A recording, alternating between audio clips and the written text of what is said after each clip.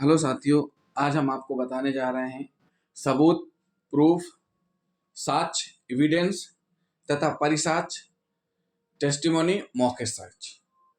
सबूत और साक्ष्य दोनों अलग अलग हैं।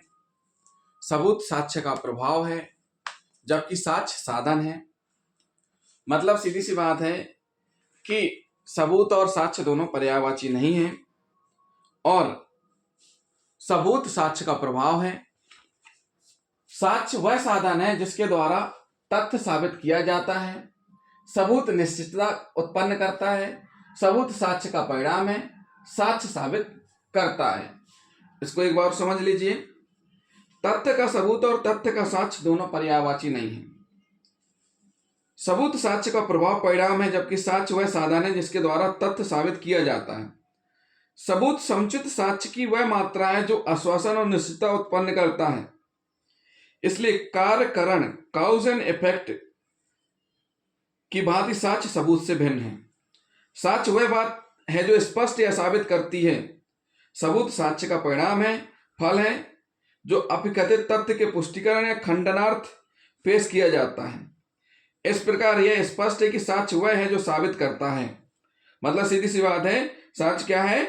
जो साबित करता है।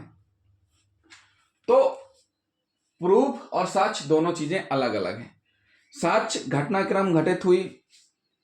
अब उस घटनाक्रम के संबंध में क्या साक्ष्य है? एक तो पीड़ित का स्वयं का साक्ष्य हो गया, प्लस आसपास की जो भी चीजें हैं, घटना किसने देखी, आते जाते लोगों ने, आसपास के लोगों ने, और इसी संबंध में कोई ठोस प्रूफ है, जैसे वीडियो रिकॉर्डिंग, ऑडियो रिकॉर्डिंग या कुछ ऐसे डिजिटल एविडेंस जो उसको और मजबूती प्रदान करते हैं, तो ये कहलाते हैं सबूत। तो साथियों, सबूत और साक्ष्य हमने आपको बता दिया। अब हम आपको बताने जा रहे हैं इसी में परिसाक्ष्य यानी मौखिक साक्ष्य। परिसाक्ष्य यानी मौखिक साक्ष्य बहुत बहुत महत्वपूर्ण है। जो किसी साक्षी द्वारा, मतलब कोई भी साक्षी है जिसने घटना घटित हुई देखी है, उसके द्वारा न्यायालय के समक्ष उपस्थित होकर शपथ पूर्वक न्यायालय में साक्ष्य दिया जाता है। ऐसी साक्ष्य पर जो न्यायालय में दी गई है साक्ष्य, उस साक्ष्य पर अभियुक्त का प्रतिपरीक्षा का अधिकार एवं अवसर प्राप्त होना चाहिए। अब ये प्रतिपरीक्षा का अधिकार अवसर प्राप्त होना चाहिए, ये हम आपको बता रहे हैं अभी। अगर ऐसा नहीं है तो उसको साक्ष्य की संज्ञा नहीं दी जाएगी। प्रतिपरीक्षा क्या कहलाती है? देखिए, दो स्थितियां बनती हैं। जब भी साक्ष्य होते हैं तो पहले चीफ करवाए जाते हैं, फिर क्रॉस होते हैं। अगर किसी साक्ष्य को जब तक प्रतिपरीक्षण नहीं कर लिया जाता, जब तक उसकी पुष्टि नहीं हो जाती, जब तक उसको साक्ष्य की संग नहीं माना जाएगा। मतलब सीधी सी बात है, कोई भी साक्ष्य न्यायालय में दी गई है और चीफ होने के बाद उसका अभियुक्त का राइट बनता है और अभियुक्त को अवसर दिया जाता है कि वह उसका क्रॉस एग्जामिनेशन कर सके। तो जब तक क्रॉस एग्जामिनेशन नहीं हो जाएगा या ऐसे कोई साक्ष्य जिस पर क्रॉस एग्जामिनेशन का अवसर नहीं दिया गया है, तो उस साक्ष्य को साक्ष्य नहीं माना जाएगा। तो आइए हम नजर डाल लेते हैं साक्ष्य के कितने प्रकार हैं। तो साक्ष्य के 8 प्रकार हैं। सबसे पहला है प्रत्यक्ष साक्ष्य। प्रत्यक्ष साक्ष्य का मतलब होता है मौखिक साक्ष्य प्रत्यक्ष होनी चाहिए। अब मौखिक साक्ष्य प्रत्यक्ष कैसी होनी चाहिए? सीधी सी बात है, जिसके द्वारा घटना घटित होते हुए देखा गया है, वही क्या कहलाएगी? मौखिक साक्ष्य प्रत्यक्ष होगी। मामले से संबंधित घटना को आंखों से घटित होते हुए देखने वाले व्यक्ति का साक्ष्य प्रत्यक्ष साक्ष्य कहलाता है। मतलब जिसके द्वारा घटना घटित हुई देखी गई है। किसी तथ्य की मूल video recording, CCTV footage, audio, photograph भी प्रत्यक्ष साक्ष्य है। अभियुक्त के द्वारा मजिस्ट्रेट के समक्ष की गई संस्वीकृति को प्रत्यक्ष साक्ष्य माना गया है। पुलिस के सामने की गई संस्वीकृति को न्यायालय ने मान्य नहीं किया है, लेकिन जब अभियुक्त के द्वारा स्वयं मजिस्ट्रेट के समक्ष संस्वीकृति को स्वीकृत किया जाता है तो उसको प्रत्यक्ष साक्ष्य माना गया है। अब हम पढ़ेंगे दूसरा, परिस्थितिजन्य साक्ष्य या परिस्थितिक साक्ष्य क्या होते हैं। जब किसी तथ्य को साबित करने के लिए, जब कोई घटनाक्रम है उसको साबित करने के लिए प्रत्यक्ष साक्ष्य उपलब्ध नहीं होते हैं, ऐसी अवस्था में कुछ परिस्थितियों का सहारा लिया जाता है और ऐसी परिस्थितियां घटना के इर्द गिर्द घूमने वाली होती हैं। मतलब सीधी सी बात है, घटना स्थल के आसपास ही ऐसी परिस्थितियां रहती हैं जिनको एक चैन के हिसाब से अगर रखा जाए, चैन बाई, तो उस घटनाक्रम को सिद्ध किया जा सकता है, उस घटनाक्रम को सबूत के रूप में पेश किया जा सकता है। तो आपराधिक मामलों में परिस्थितियां कौन कौन सी होती हैं, कैसी कैसी होती हैं और परिस्थिति साक्ष्य के मुख्य उदाहरण हैं, ये हम बताते हैं आपको। सबसे पहले है अभियुक्त का आशय। अभियुक्त जो कि उसकी धमकियां जो देता रहता है, उसके प्रयत्न एवं तैयारियां, अपराधियों के द्वारा साक्ष्य का गढ़ा जाना या नष्ट किया जाना, उसके मिथ्या कथन, उसका भाग जाना, उसका पद हैसियत, उसका चरित्र, चोरी की संपत्ति का मिलना। साथियों, परिस्थितिजन्य साक्ष्य में यह स्पष्ट किया गया है, जहां पर प्रत्यक्ष साक्ष्य न हो वहां पर जो परिस्थितियां निर्मित हैं उनकी एक चैन बना करके इन्वेस्टिगेशन की जाती है और सबूत के रूप में इकट्ठा करके जो सत्यता है उसका पता लगाया जाता है। तो ये सब क्या कहलाती हैं? परिस्थितिजन्य कहलाते हैं। तो इसमें कुछ हम एक दो उदाहरण देखेंगे, उदाहरण से हम आपको और अच्छे से समझाएंगे। देखिए होता क्या है कि मान के चलिए एक दिन का समय है, दिन में शाम होने वाली है, दो लोग जा रहे हैं कहीं पर। अब होता क्या है कि लगभग 1 घंटा पहले घटना स्थल, जैसे मान के चलिए कोई घटना स्थल है जहां पर घटना हुई है, जहां पर मर्डर हुआ है, वहां पर आसपास के लोगों द्वारा 2 लोगों को जाते हुए देखा गया। 2 लोग गए, लेकिन वहां से वापस कौन आया? एक व्यक्ति आया। अब किसी ने मर्डर होते हुए नहीं देखा, लेकिन 2 लोगों को जाते हुए देखा है, लेकिन वापस आया कौन? एक। जो वापस आया है उसके कपड़ों में खून लगा हुआ है और साथ ही साथ जो वापस आया है उससे पूछताछ की गई। पूछताछ करने पर उसके पास से कुछ सोने के जेवर भी बरामद होते हैं जो कि मृतक के होते हैं और साथ ही साथ घटना स्थल पर खून के निशान या संघर्ष या जो भी फटे कपड़े मिल जाते हैं संघर्ष के दौरान होते हैं। इन सारी चीज़ों को जोड़ करके जब साक्ष्य की श्रृंखला बनाई जाती है तो वो परिस्थितिजनक साक्ष्य कहलाती है, जो कि इस अपराध को साबित करती है कि वाकई में इस अपराध को इसके द्वारा ही घटित किया गया है। तो जहां पर क्या हो, प्राथमिक साक्ष्य ना हो, लेकिन परिस्थितियों के आधार पर, जो परिस्थितियां उनके आधार पर उस साक्ष्य को सबूत के तौर में उपयोग करते हुए सिद्ध किया जाता है, साबित किया जाता है, तो वो क्या कहलाती हैं? परिस्थितिजन्य साक्ष्य कहलाती हैं। इसमें एक उदाहरण और हम आपको बताते हैं।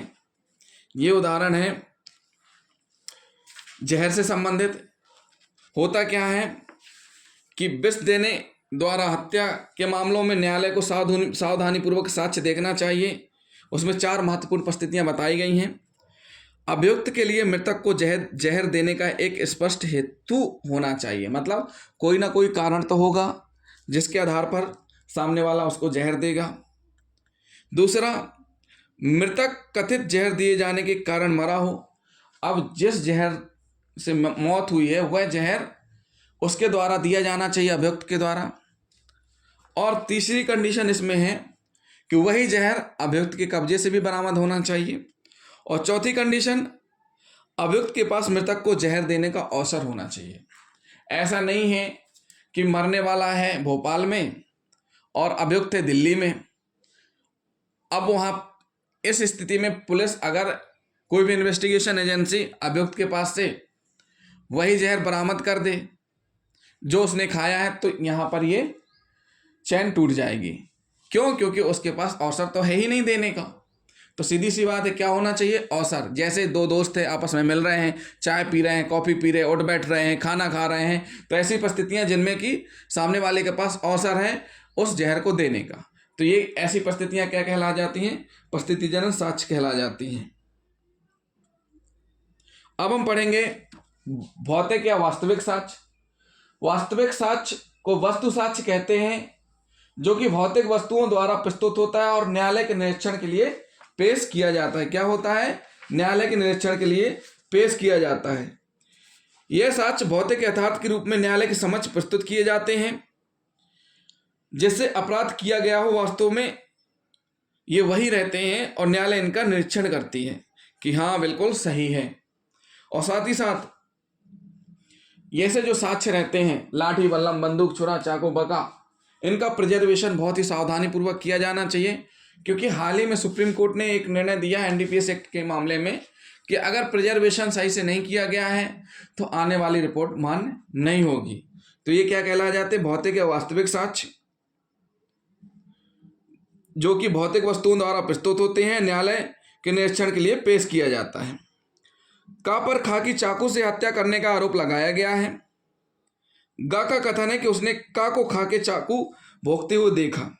यह मौखिक साक्ष्य है। या उस घटना की फोटो खींच लेता है और उसको न्यायालय के समक्ष प्रस्तुत करता है। यह दस्तावेजी साक्ष्य है। वह खून से सना हुआ चाकू जो न्यायालय के निरीक्षण के लिए पेश किया जाता है, वह वस्तु साक्ष्य है।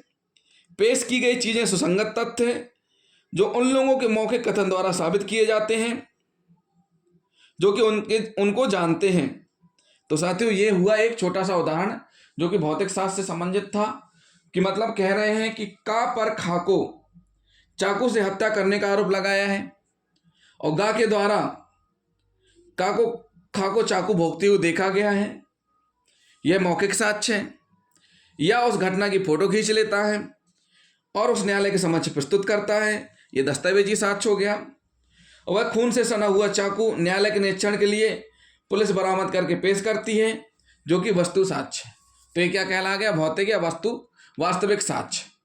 अब हम पढ़ेंगे अनुश्रित साक्ष्य। भौतिक साक्ष्य को हमने अभी पढ़ लिया। अब हम पढ़ने जा रहे हैं अनुश्रित साक्ष्य। अनुश्रित साक्ष्य से तात्पर्य यह है कि दूसरे व्यक्ति से प्राप्त सूचना के अनुसार एक व्यक्ति जो कुछ कहता है, अर्थात साक्षी उसे कहता है जिसकी उसने उस तथ्य के बारे में किसी अन्य व्यक्ति के माध्यम से जानकारी प्राप्त की थी।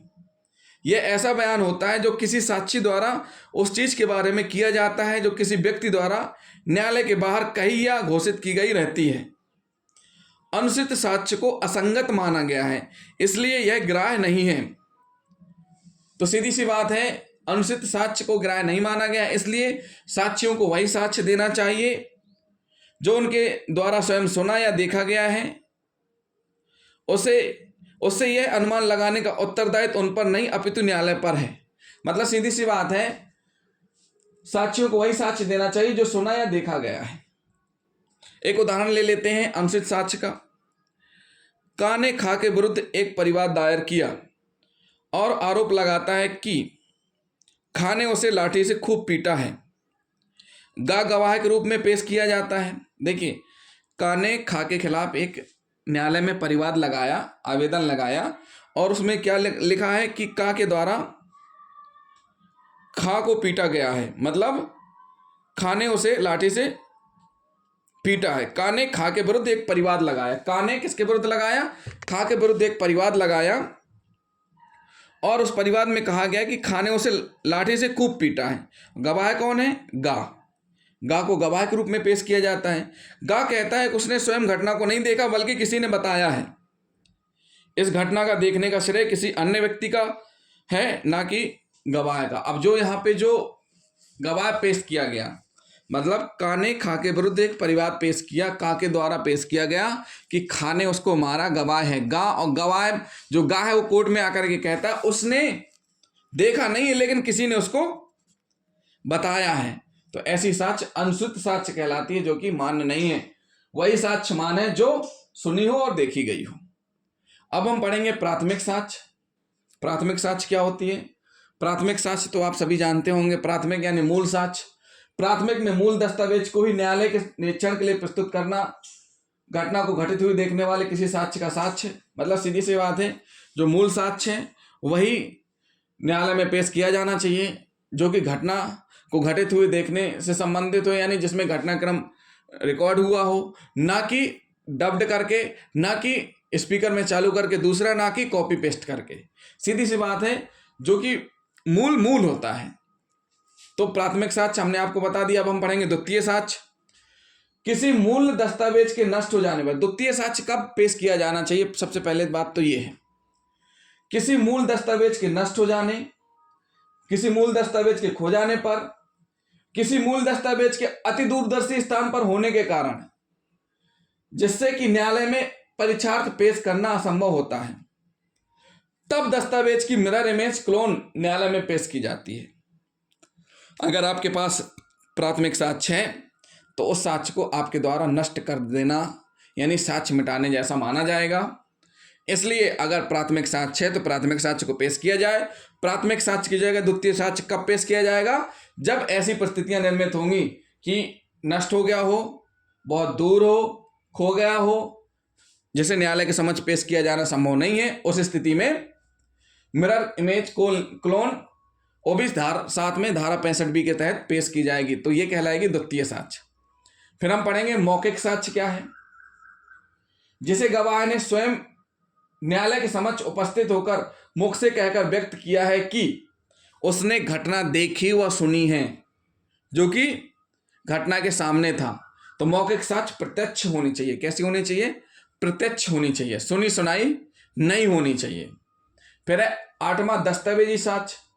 जब कोई साक्ष्य दस्तावेज के माध्यम से या रूप में न्यायालय के निरीक्षण के लिए प्रस्तुत किया जाता है तो वह दस्तावेजी साक्ष्य कहलाता है। डिजिटल एविडेंस को भी दस्तावेजी साक्ष्य के रूप में माना जाता है। साथियों, ये हो गया हमारा सबूत साक्ष्य और परिसाक्ष्य के बारे में। साक्ष्य कितने प्रकार के होते हैं, तो जिन साथियों ने हमारा चैनल अभी तक सब्सक्राइब नहीं किया है, हमारे चैनल को सब्सक्राइब कर लें। अगले वीडियो में हम आपको बताएंगे संस्वीकृति से संबंधित, और साथ ही साथ हम बताएंगे कि अभियोजन स्वीकृति के बारे में। तो जिन साथियों ने हमारा चैनल सब्सक्राइब नहीं किया है तो हमारे चैनल को सब्सक्राइब कर लें, वीडियो को लाइक और शेयर करना ना भूलें। थैंक यू दोस्तों।